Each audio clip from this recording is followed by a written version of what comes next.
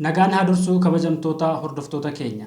Akkuma waadaa isiniif galle kitaaba Lammii Beenyaa barreesse guutummaa isaa kutaa kutaadhaan isin biraan ga'uu eegallee jirra. Kitaabni mata dureen isaa Hundee Gaaffii Oromoo jedhu qabiyyee bal'aa kan of keessaa qabuu fi mata dureewwan hedduu kan of keessatti hammatee jiru boqonnaa 8tti qoodamee kan jiru fedhii barreessichaatiin yookiin immoo eeyyama Lammii Beenyaatiin guutummaa kitaabichaa sagaleetti jijjiirree isin biraan ni geenyaa jennee akkuma waadaa isiniif galletti qabiyyee kitaabichaa guutummaa isaa kutaa kutaadhaan isin biraan ga'uudhaaf qopheeffannee jirra.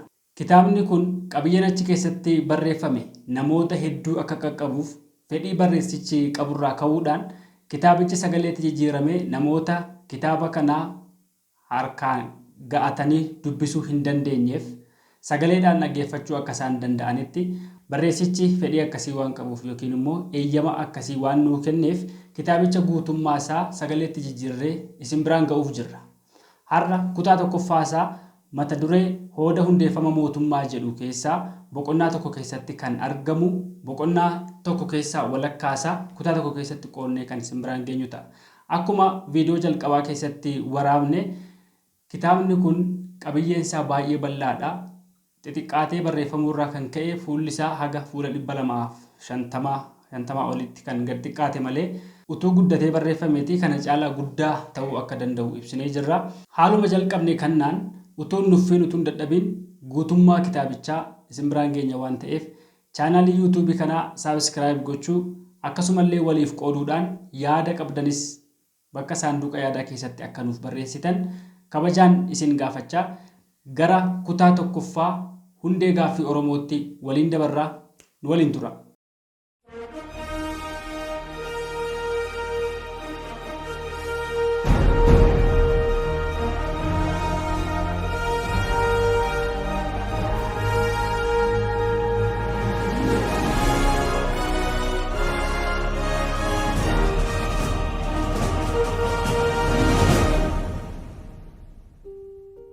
Hundee Gaaffii Oromoo boqonnaa tokko hooda hundeeffama mootummaa. Shaakalli aangoo seenaa dhala namaa keessatti bakka olaanaa qaba. Hawaasni tokko sirna oomisha isaa, waaqeffannaa isaa, nagaa fi tasgabbii waloo isaa gabbifachuuf caasaan wal gurmeessuu, wal qindeessuu, gaafa nagaa fi gaafa lolaa seeraan wal abboomuuf daangaa isaa dinarraa ittifatee akka addaan jiroo tokkotti jiraachuuf gurmuu qindaawaan wal irroomsuutu irra ture. Of danda'ee mootummaa ofii jalatti heera ofii tumateen jiraachuun hawwii hawaasa hundaati. Hawwiin akkanaa achii as dhufa dhala namaa faana golee lafaa hundatti mul'ate. Shaakalli aangoo kun jalqabumarraa kaasee kallattii wal faallaa lamarraa fulla'e. Inni jalqabaa aangawaa fatansaa tokko jalatti gurmaa'uudha. Yeroo baay'ee kootamni gichilleen saba yookiin hawaasa tokko keessaa ka'u waraana kurfeeffatee hawaasichaa abboommii ofii jala galchuura darbee orma dhiyoo fi fagoo jiran humnaan fedha ofii irratti fe'uu eegala. Kootamichi takka dhangaa aangoo dhandhame fedha halle dhuunfannaa keessa isaatii bilbilu qabbaneeffachuuf irree waraana isaa humna maleeyyii naannawaa isaatti argaman irratti kaasee of jala galcha. Achumaanis mootii irratti ta'a. Aangoon aangawaa fatansaa akkanaa keessaa bahu abbaa hirrummaa ijibbachisaati. Kan lammataa aangawaa fatansaa jalatti gurmaa'uun osoo hin barbaachisin wayyabii mala ijaarama bulchiinsa waloo qindeeffata. Caasaa akaakuu kanaa keessatti birmadummaa olaanaan kan wayyaba hawaasichaati. Kana jechuun hawaasichi kora taa'ee mari'atee heera tumatee caasaa tolfatee koree caasicha akka heeraa fi akka addaatti taliiguu irroomsa. Gaafatamni koree kanaa kan hawaasa isaa iddoofatee ta'a.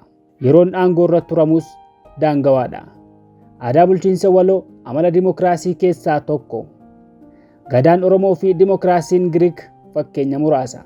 Hawaasi birmaduun aangawaa of keessaa filate gaafa barri aangoo xumurame ulee aangoo deebisee kenneef irraa fudhatee gurmuu kan biraatti kennata.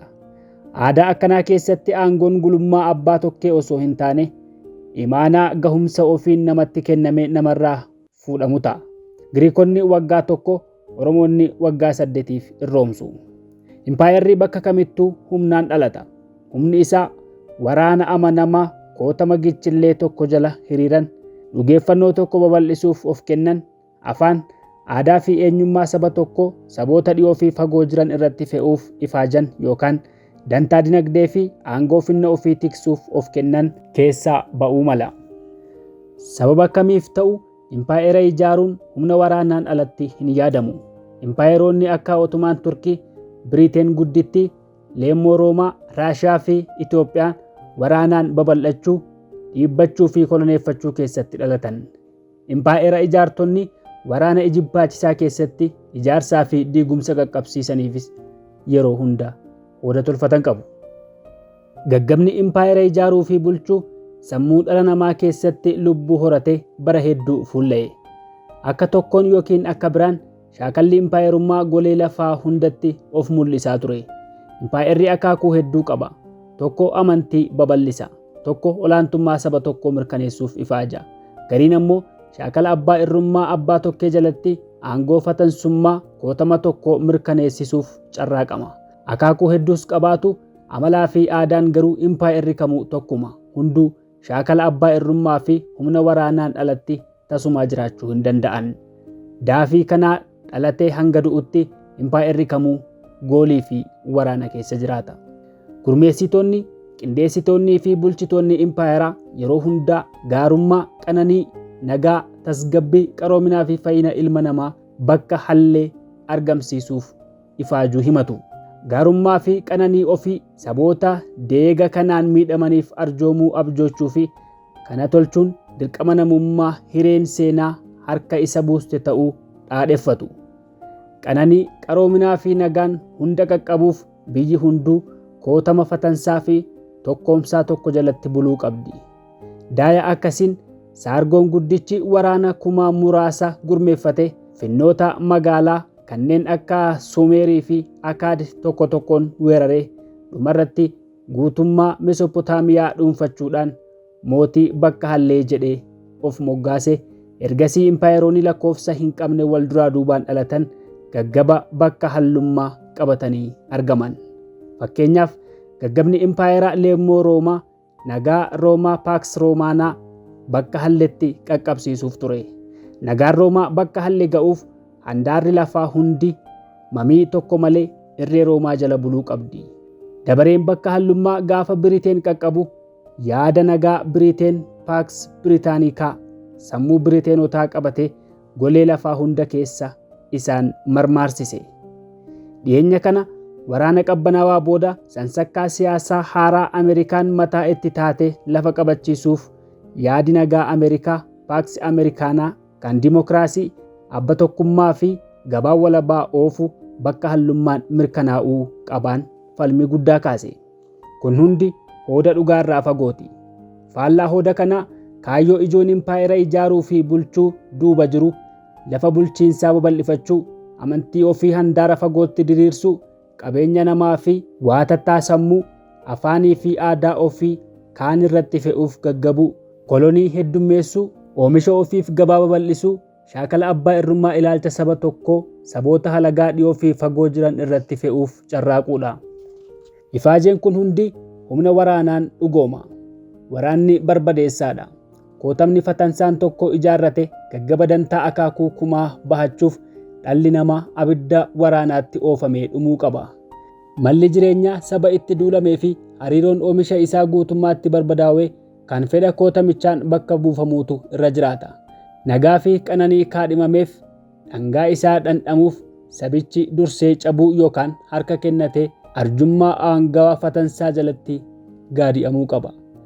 Gabaabumatti impaayerri ijaaramee bulchii waaltawaan bakka hallee mirkanaa'uuf sabootii waraanamuu, caccabuu, kolonaa'uu, dhugeeffannoo fi ilaalcha isa humna qabuutti harka kennachuun filannoo tokkicha. Haala kana keessatti impaayerri dhalatu aarsaa lubbuu fi dhiiga dilormaa humnaan cabee gaafataa jiraata. Kunis kan ta'u hanga sabi cabe sun deebi'ee bayyaannatee finciluun aangoo fi taayitaa impaayerichaa gaaffii jala galchuutti. Sabi tokko akka cabetti hin hafu. Injifatamuu, cabuu, gadaantummaatiin jiraachuun yeroo qofaaf malee mirkanii yeroo dheeraa hin ta'u. Diddaa ofiin impaayerummaa ofirraa obbaafachiisu. Akkuma waraanni impaayera ijaaruu waraanni impaayera diiga. Diigumsi sun waldiddaa kolonummaa fi bilisummaa keessa dhalata. Qacceen kootama fatansaa impaayera bulchan akka gulummaa ofiitti lakkaa'u. Kennaa handhuura isaaniirraa taakkuun tokko akka hir'atu hin fedhan. Daafii kana ulee aangoo dhaalmaan argatanitti rarra'anii baraa baratti furga'uu abjootu.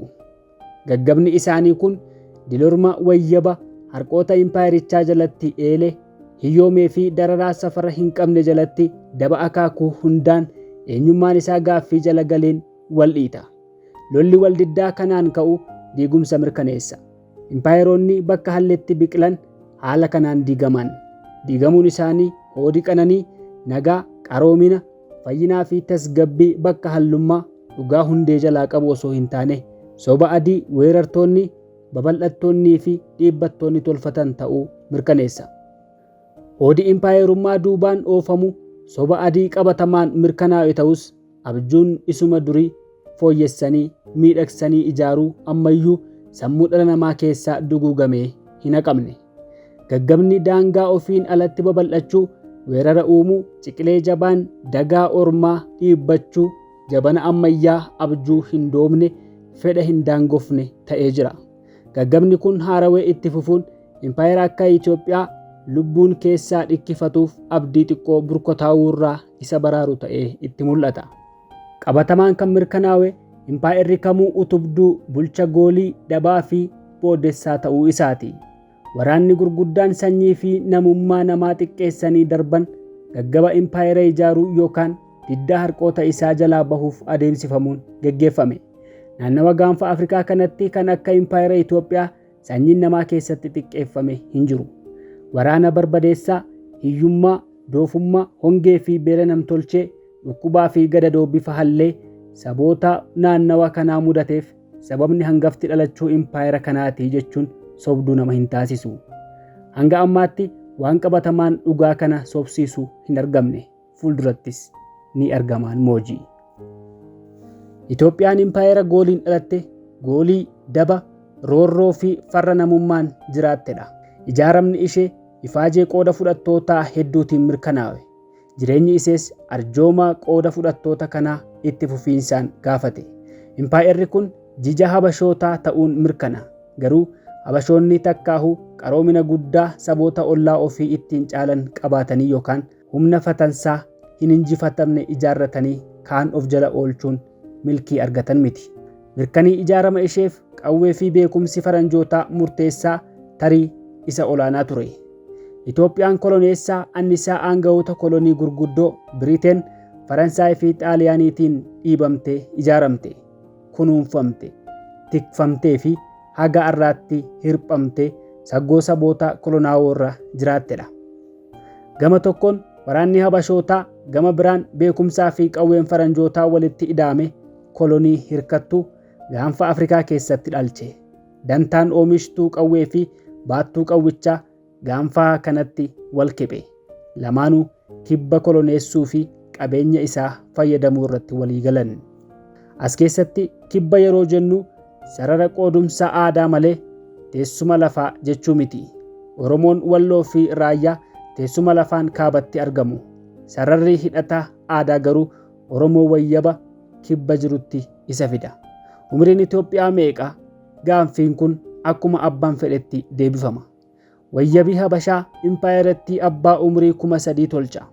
Kunis tilmaama yeroo hooda mootii Solomoonii fi Saabaa irratti tolfame irra dhaabbatameeti. Habashooti har'allee hooda kanatti cichu. Hiddi qaccee Solomoon ilma isaa Ibn al-Hakim isa Minilik jalqabaa jedhee of muude jedhamu irraa kaasee ulee aangoo walitti kennaa ture kufaatii Haayile Sillaasee irratti xumura godhate jedhanii amanu.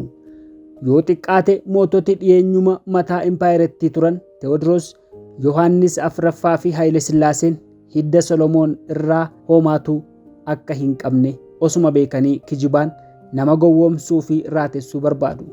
Har'allee hoodi kun miciree ilaalcha Habashaa isa guddicha. As keessatti Itoophiyaa isaan waaqessan ulfeessanii fi lafee fi irbuu ofii keessatti lubbuu itti horan isa kamii jedhanii gaafachuun murteessaa ta'a.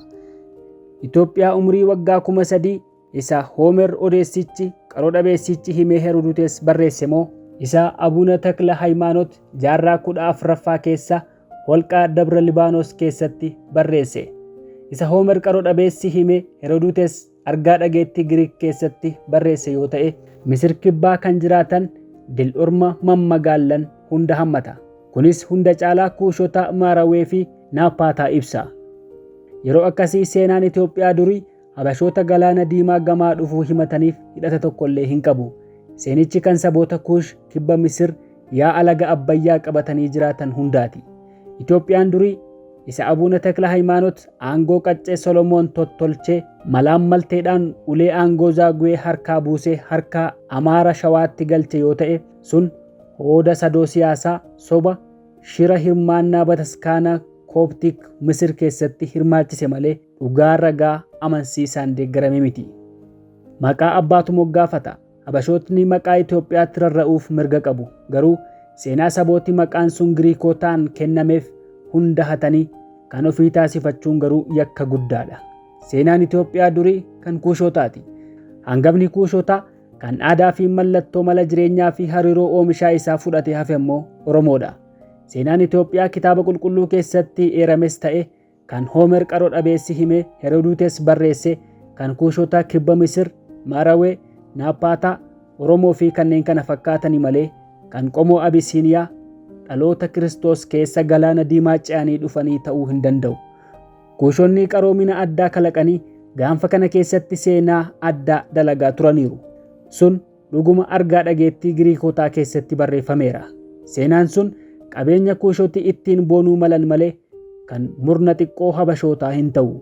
Kuushoti seenaa jalaa hatamee falmatanii haqa ofii harkatti galfachuu qabu. Yakki maqaa Itoophiyaatiin dalagame Kuushota garaa hammeessee dhugaa ofii dabarsee kennisiisuun irra hin jiraatu. Itoophiyaa hoodii buleessa abbaa umrii waggaa 3,000 tolfameef itti dabalees finnaa addaa gootummaa fi tokkummaan ofiin bulummaa ofii mirkaneeffattee gaanfa Afrikaa keessa jiraatte tolchee dhiyeessa. Hoodi sun seenessa sobaa aanga'ootii guyyuu uumaa oolanitti ida'ame afaan faajjii hin malle uume. Keessumaa wayita koloneessota adii faana bobba'anii daangaa kolonii sararatan yaada Habashooti dhiyeessan daangaan impaayera isaanii giddugala Sudaan Kaartuum irraa eegalee Oromiyaa hunda dabalachuudhaan hanga hara Tangaanikaatti kan fuulla'u ta'uudha. Fakkeenyaaf xalayaa Yohaannis Afraffaan mootii Jarman Kaayiser Wilhelm tokkoffaa jedhamuuf guraandhala 17 bara 1881 barreesse jedhamu keessatti bahaa fi kibba bahaan galaana diimaa, dhihaa fi kaabaan Nuubiyaa, So'aakin, Kaartuum, Barbar, Seenaar, Inaariyaa, Sudaan, Dogolaas, Hareendawaa, Gaashmutswaa, Baduun, Sohaa fi Tiltaal itti dabaluunis naannoo Oromoo fi Gumuzoonni akkasumas Adaalonni jiraatan hundi kan kootii jedhee beekamtii argachuuf iyyate. Yohaannis yeroo xalayaa kana barreessu ofiifuu lafa hanga adda sangaa geessu bulchaa ture. Gaaffiin isaa abjuu Habashooti waggaa dheeraaf qaban malee dhugaa qabatamaa hin turre. Bulchitoonni Abisiiniyaa Yohaannis duraas ta'ee booda daangaan impaayera isaanii bal'aa Sudaan kaabaa hanga mudhii lafaatti diriiru ta'uu, isheenis biyya hundarraa addaa fi guddoo tolchanii dhiyeeffatu. Faranjootis kanuma dhugoonfatanii addummaa ofiin bulummaa fi birmadummaa Abisiiniyaa fudhachuu hin oolle. Gama biraatiin Itoophiyaan laaqii kiristaanaa garbaa awaamaan marfamte tolchanii dhiyeessuu jaallatu. Erga gabra awaamaan marfamte akkamitti osoo hin liqanfamiin haftee nama dhiba. Hoodi laaqii kiristaanummaa kun tolfameef lola ijibbaachisaa saboota ollaa waliin taasisan irratti tumsa humnootaa yookaan aangawoota fatansaa argachuuf mala dhahatan ta'ee argama. Laaqiin kiristaanaa garbaa awaamaan marfamtee jiraattu kun biyya Yohaannis qulqullichaatii jennaan tibba tokko waan Awurooppaa wal guuree tabba Manzeetti marmaare. Poorchugaalonnis kaasaa makanaan Habashoota tumsanii Oromoo fi Musliimota gaanfa kanaa lolan. Kiristaanummaan hidhata bara giddu galeessaa eegalame impaayera kolonii ijaaruu keessatti qooda olaanaa taphatedha. Gaaffii lammaffaan dhiyaatu Itoophiyaanonni eenyu isa jedhudha. Itoophiyaan tokko lama moo danuudha? Cuunfaan deebii kana yaada Edwaard Gibboon kaa'e keessatti argama. Gibboon akkas jedhee Itoophiyaanota laaqii kiristaanaa garbaa awwaamotaan marfaman ibse. Gara hundaanuu diina amantii isaaniin marfamanii Itoophiyaanonni addunyaa isaan dagatte dagatanii waggaa 1,000f rafaa turan. As keessatti Itoophiyaanonni uummata Abisiiniyaa yeroo bakka bu'u, diinonni amantii isaaniis Oromoo, Affaar, Saahoo, Beejjaa fi saboota amantii waaqeffannaaf Islaamaa hordofaa gaanfa kana keessa jiraatan ilaallata. Itoophiyaanonni gama hundaan diina amantii isaaniin marfaman Habashoota, Tigree fi Amaaraa yoo ta'e malee saboota wayyaba har'a haguuggin Itoophiyummaa irra buufame hin dabalatu. Haala teessuma lafaa Itoophiyaa Edwaard Gibboon yoo ilaalles Habashoota Ortodoksii, Baddaa Manzee, Tigraay har'aa fi gartokkee Eertiraa keessa jiran hammata. Saboota ollaa isaanii mara diinoomfachuun ofirratti ildiimaa kan jiraataa turan isaan kana. Edwaard Gibboon ogeessa argaa dhageettii caalaa odeessa jettee Habashootaa seenessa dhugaa hin taane dhiyeessuu yaaledha. Itoophiyaa hin turre jiraachisuuf baay'ee dhama'e. Hooda irra deddeebi'amee himamuu fi jettee seenessa namtolchee gurguddoon Habashaa fi abukaakkee isaanii ittiin nama gowwoomsuu fi raatessuu yaalan yoo ta'e malee Itoophiyaan finna buleessa umriin jaarte taatee hin beektu. Qaroominni Aksum dhuguma ture. Aksum garuu akkuma Maarawee daftee diigamte. Aksum booda kanas ba'e Zaaguween dhaloota muraasa booda hooda aangoo Solomoonummaa Bataskaanni Ortodoksii Kooptik Misir uumteen gowwoomfame ulee aangoo Amaara Shawaatti dabarsee kenne. Amaarri Manzee maqaa hidda Solomooniin aangoo qabates ganda muraasa taabota Manzee yoo ta'e malee akka jedhan Nuubiyaa hanga mudhii lafaatti impaayera waaltawaa tokko ijaaruun kijiba adii qaanii malee dhihaatudha. Mootonni Itoophiyaa irratti mataa ta'an Itoophiyaan waggaa 3,000f sodaatamaa fi kabajamaa turte hin diigamtu yeroo jedhantu dhaga'ama. Dhaadannoon akkanaa doorsisaan aangoo ofii tikfachuuf abbaluu yoo ta'e malee takkaahu Itoophiyaan waggaa 3,000f sodaatamtees ta'e kabajamtee impaayera addaa taatee hin jiraanne yookaan fuuldurattis diigamuu dhiisuu isheef mirkaniin hin jiru. Hoodii sodaatamaa fi kabajamaa turuu jettee seenessa abboota irree qofa.